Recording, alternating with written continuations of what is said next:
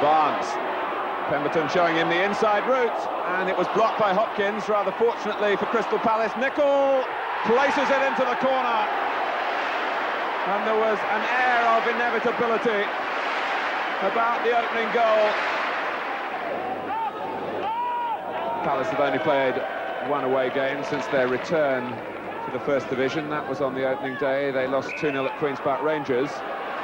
They're 1-0 down here, but they have a free kick.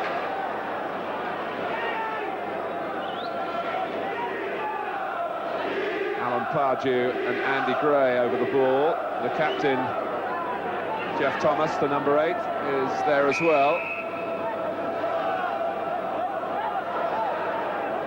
Another player brought up in the northwest. And it's hit the post from Thomas, very unlucky for Crystal Palace. Grobbelaar was beaten to his left.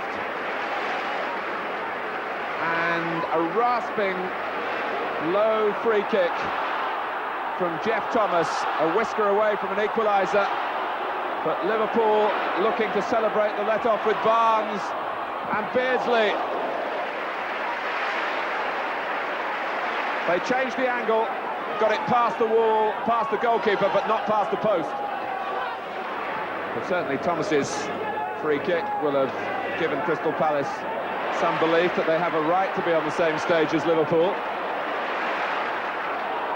McMahon, though, is away here. Rush inside him. McMahon chips Suckling brilliantly.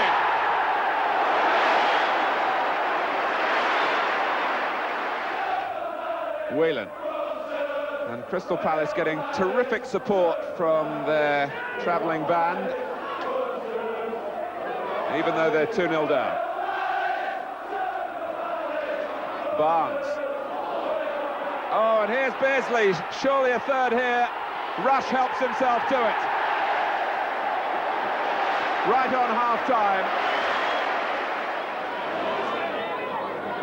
It's Beardsley's corner. And from Barnes' flick, the scorer is Gary Gillespie.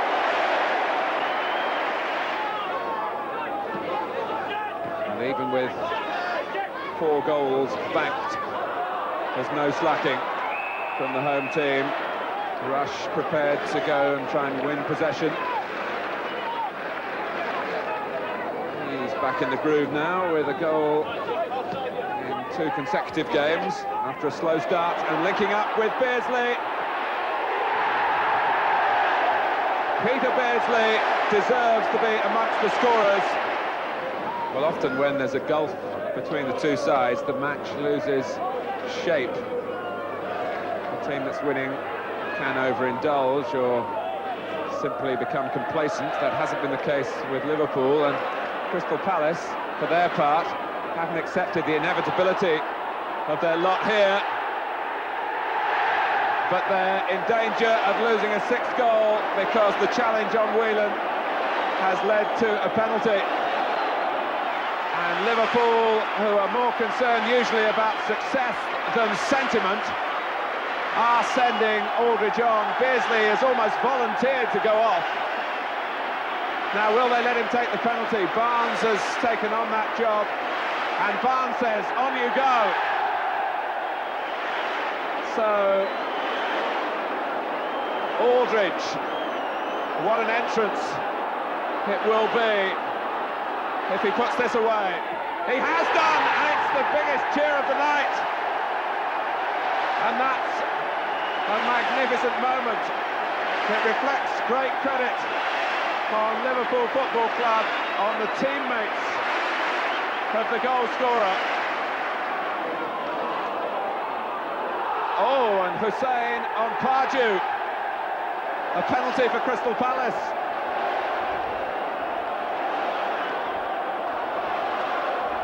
Yes, rightly given. And even now, Liverpool have the nerve to protest about it. Burrows had a word with the referee. So Thomas, 6-0 down. Oh, and it stays 6-0. It was too much for Crystal Palace's captain. Barnes sizes up the possibilities, and it goes over the wall, and it's a perfect free kick on a perfect night for Liverpool. Well, it's Barnes in charge of another free kick. He doesn't go the direct route this time. Liverpool, though, are in possession of another corner. Here's Hussein, and it's 8 now. There's such an air of celebration at Anfield tonight. The one thing that they can celebrate is going to the top of the table. And maybe a ninth, yes! Nicol, who started it all way back in the 7th minute, has he rounded it off? Just a question of the final whistle now, and whether there is time on the watch of Kieran Barrett for Liverpool to get double figures. There isn't, but 9 is more than enough for the players and for their supporters. And John Aldridge, with that bond with the Kop, the Liverpool fan who's lived out the dreams of all the supporters as a Liverpool footballer. The shirt and the boots go into the Kop as a souvenir, and I'm sure Aldridge will be back here as a fan in the years to come. But what a spectacular finale. And what a great way for Liverpool to go top of the First Division. But there are other facts